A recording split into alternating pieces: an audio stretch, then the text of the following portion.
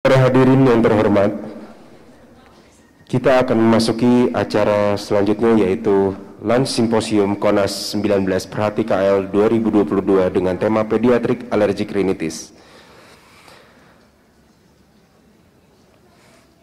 Namun sebelum itu, para peserta dimohon untuk men-scan barcode yang ada di layar.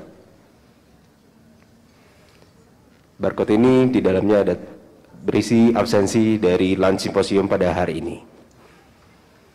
Sekali lagi,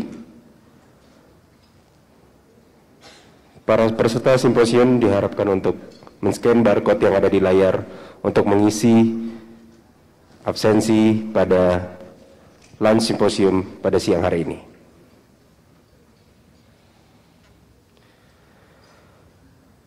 Untuk memandu sesi ini, kami undang moderator, yaitu Dr. Evi Huriyati, spesialis telinga hidung tenggorok bedah kepala leher, subspesialis alergi imunologi konsultan FICS.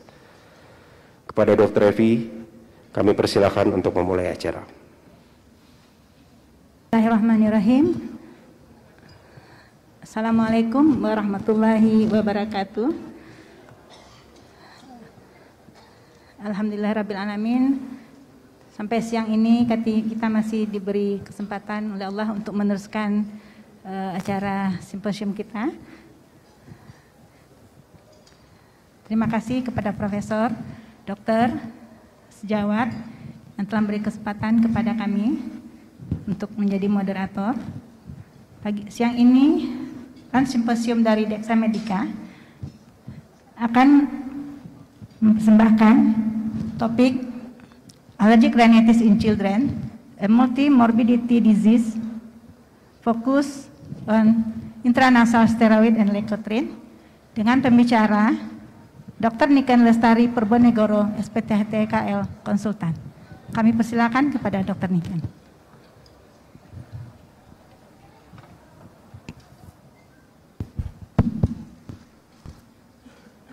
Terima kasih moderator Dr. Evi.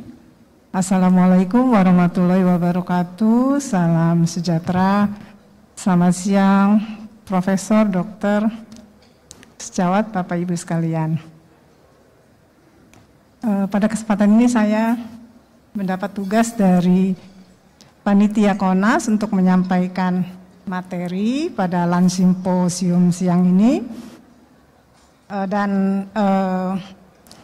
Pada siang ini saya akan menyampaikan mungkin sedikit hanya penyegaran untuk Bapak Ibu sekalian mengenai rinitis alergi pada kelompok spesial, yaitu pada anak-anak.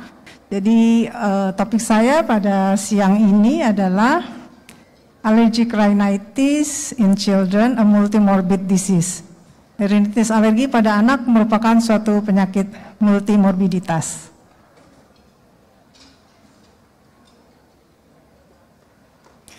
Semua tentu tadi dari plenary ya sudah bicara tentang rinitis alergi juga. Jadi ini adalah suatu penyakit inflamasi kronis yang diperantarai oleh imunoglobulin E dan terutama diperankan ya atau dimainkan oleh sel T helper 2. Dan pada anak-anak prevalensinya ini sebenarnya kalau tadi disampaikan sebelumnya oleh Dr. Evi bahwa penyakit alergi ini ada perjalanan alamiahnya.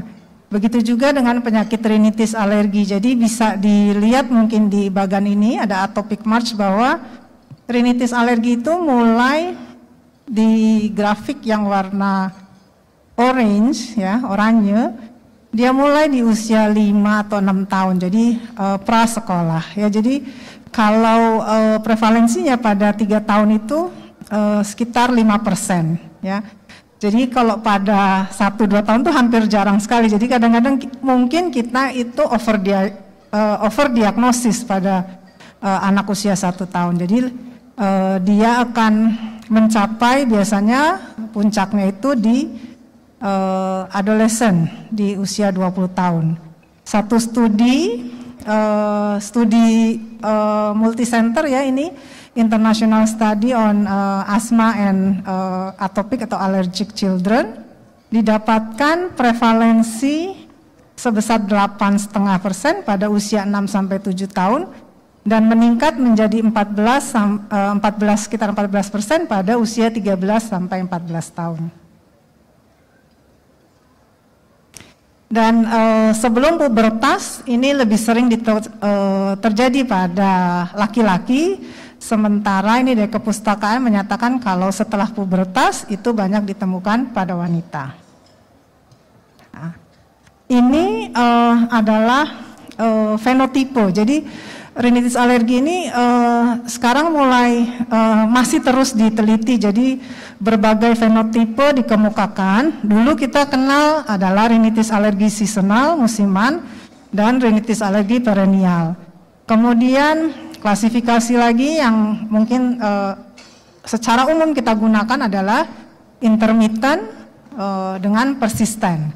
Dan ternyata masih terus diteliti, mengingat masih ada sebagian kelompok yang mungkin tidak terkontrol dengan pengobatan yang optimal, sehingga kalau kita makin mungkin mengetahui mungkin fenotipenya atau endotipenya, maka akan dapat memberikan pengobatan yang optimal.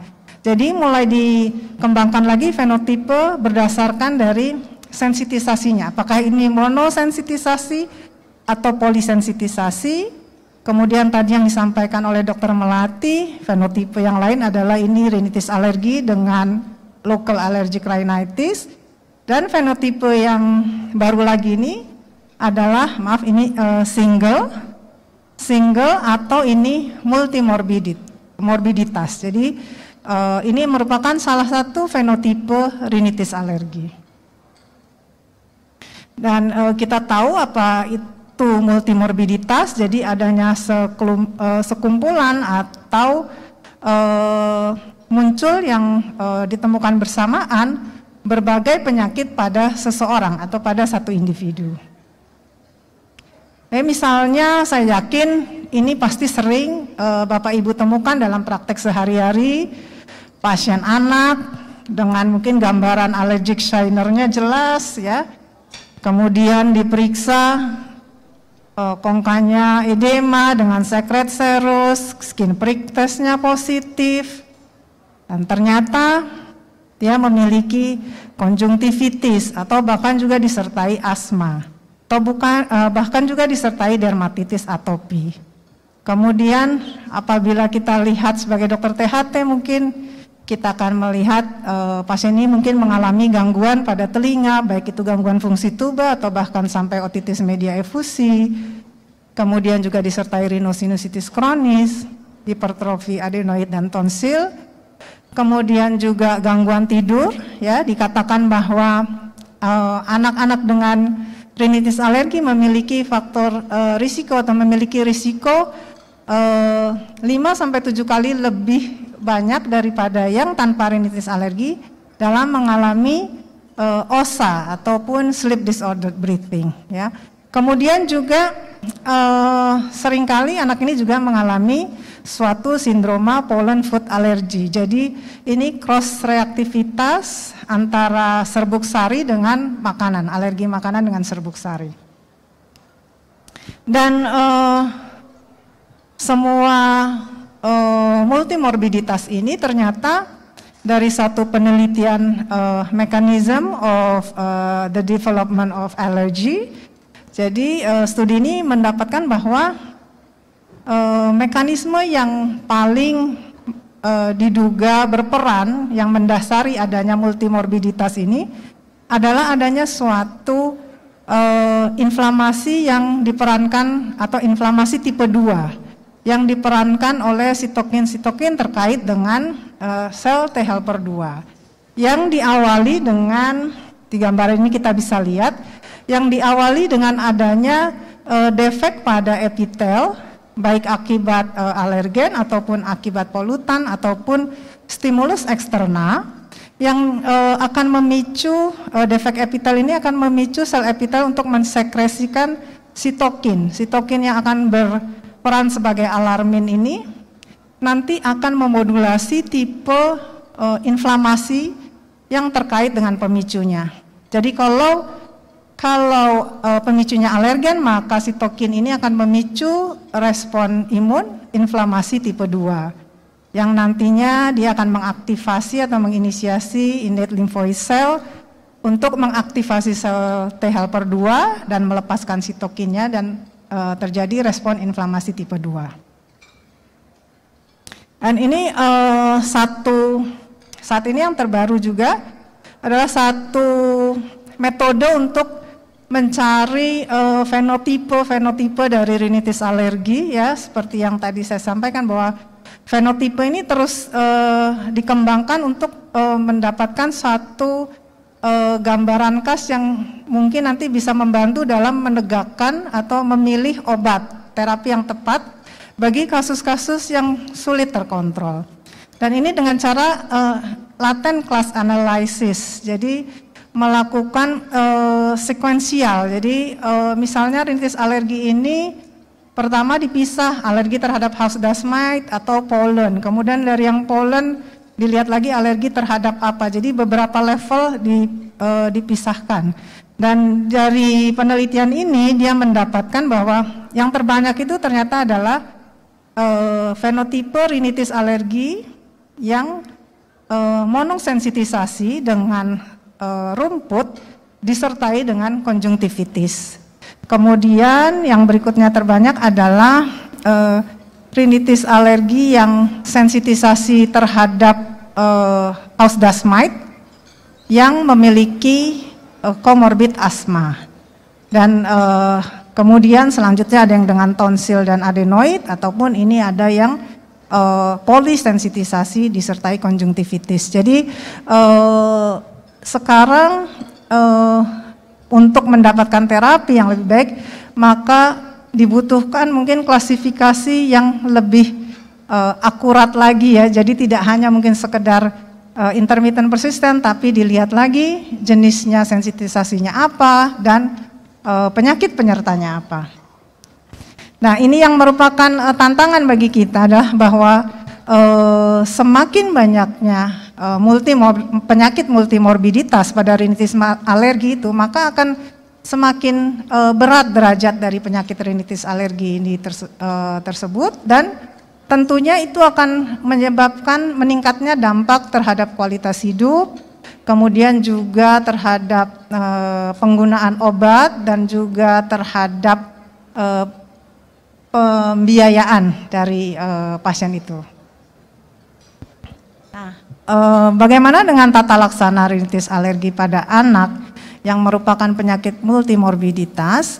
Maka saat ini tujuan dari tata laksana rinitis alergi ini memakai konsep kontrol dari penyakit, ya.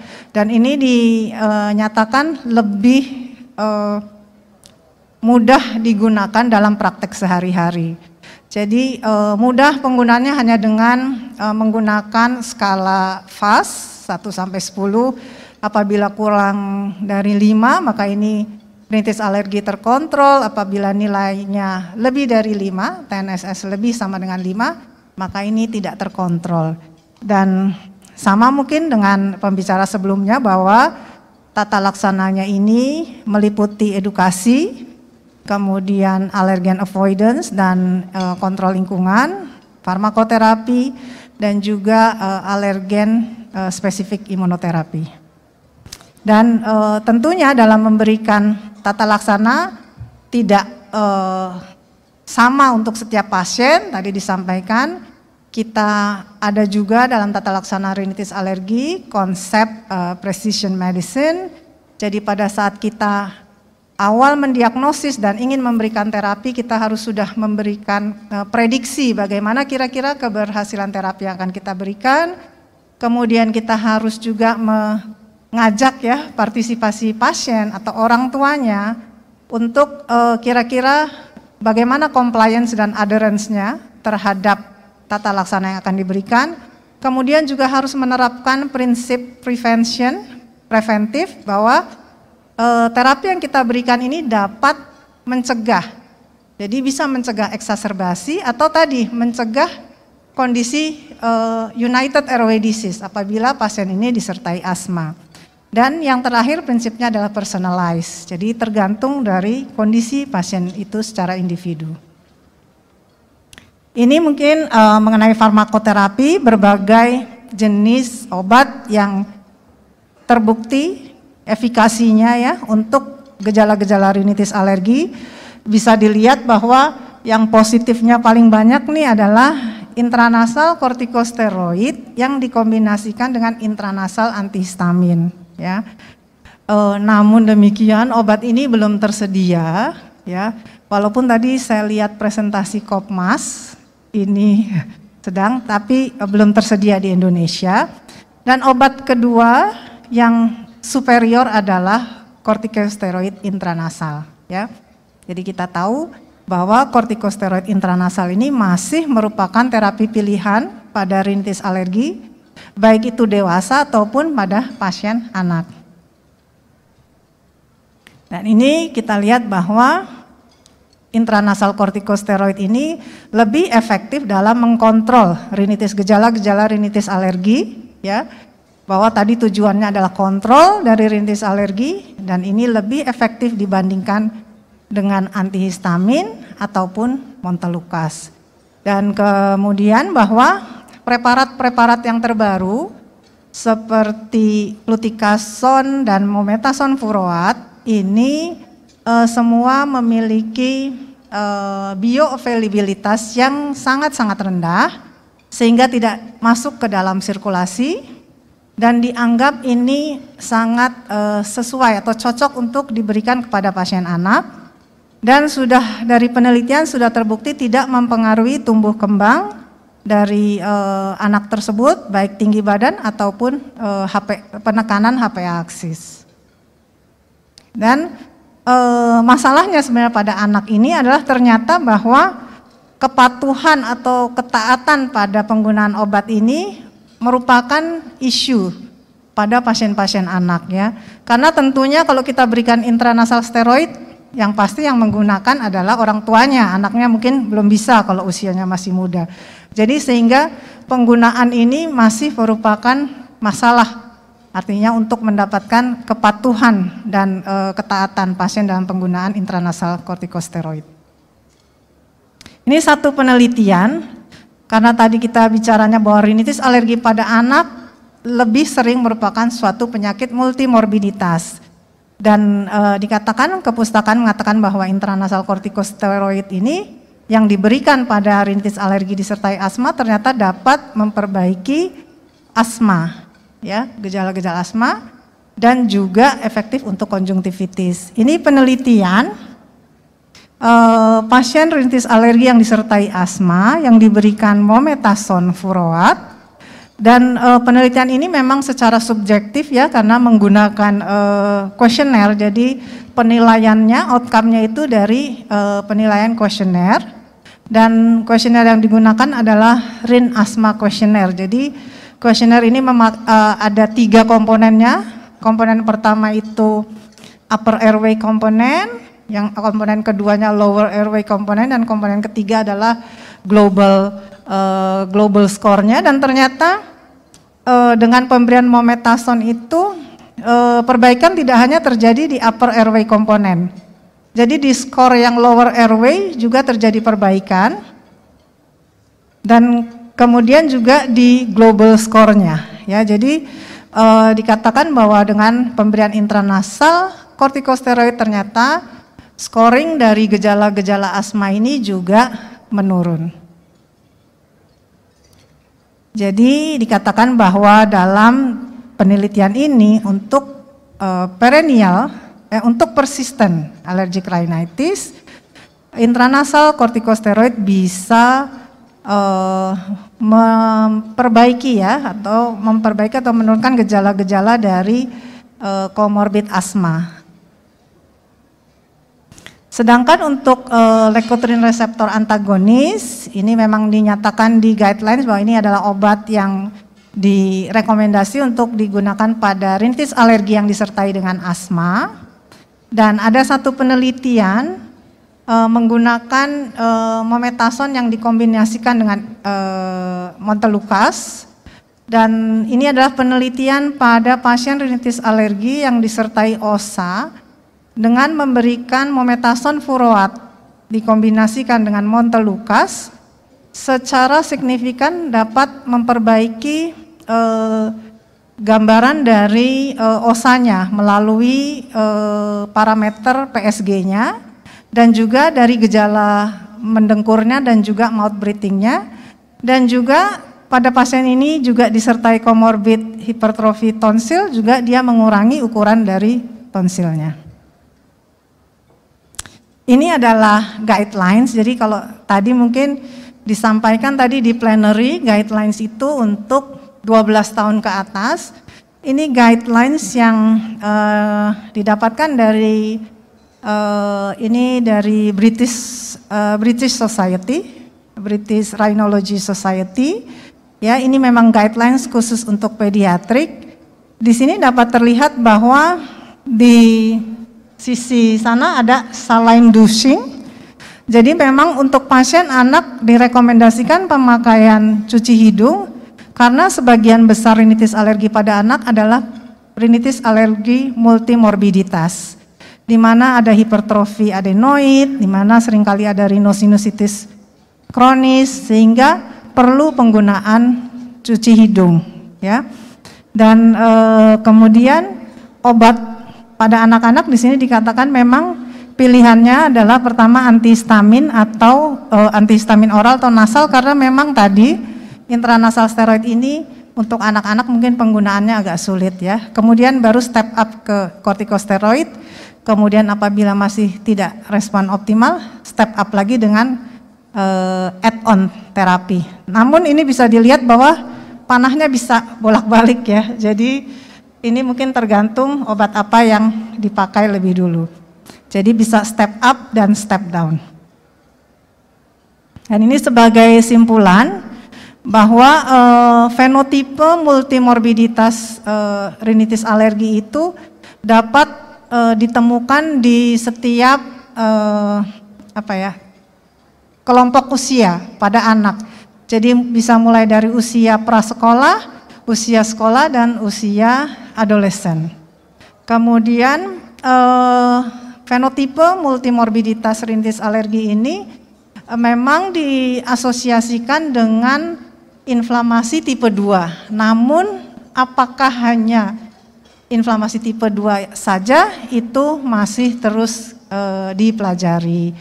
Dan terkait dengan tata laksana, maka tata laksana itu diberikan sifatnya sangat individualized, tergantung dari profil penyakit. Jadi tadi bisa dilihat apakah ini monosensitisasi atau polisensitisasi, kemudian apakah ini multimorbiditas, atau bahkan ke klasifikasi yang apakah ini persisten atau intermittent. Kemudian preferensi dari pasien itu atau orang tua pasien sendiri, kemudian dari ketersediaan obat dan juga kemampuan pasien untuk pengobatan tersebut. Dan yang terakhir, bahwa ini masih merupakan hal yang harus kita jawab, masih diperlukan pengembangan dari terapi yang efektif untuk rinitis alergi pada anak, karena masih ditemukan, walaupun mungkin dalam jumlah yang kecil, masih ditemukan beberapa proporsi pasien anak dengan rinitis alergi yang tidak terkontrol walaupun sudah menggunakan terapi yang optimal. Demikian dari saya, mudah-mudahan bisa menemani Bapak Ibu sekalian dalam menikmati makan siangnya. Terima kasih atas perhatiannya. Wassalamualaikum warahmatullahi wabarakatuh. Waalaikumsalam warahmatullahi wabarakatuh. Terima kasih banyak Dr. Niken atas paparannya yang sangat menarik dan menambah wawasan kita bahwa rinitis alergi pada anak itu tidak bisa hanya kita katakan ringan-ringan saja, bisa mengalami multimorbidity yang akan membawa beberapa gejala pada pasien, yang artinya itu akan menambah angka kesakitannya. Mungkin ada pertanyaan dari, tidak ada pertanyaannya. Oh, sesi ini rupanya tidak ada diskusi. Terima kasih banyak atas perhatian Profesor, Dokter, dan semuanya. Mohon maaf atas kesalahan dari kami. Saya tutup. Assalamualaikum warahmatullahi wabarakatuh.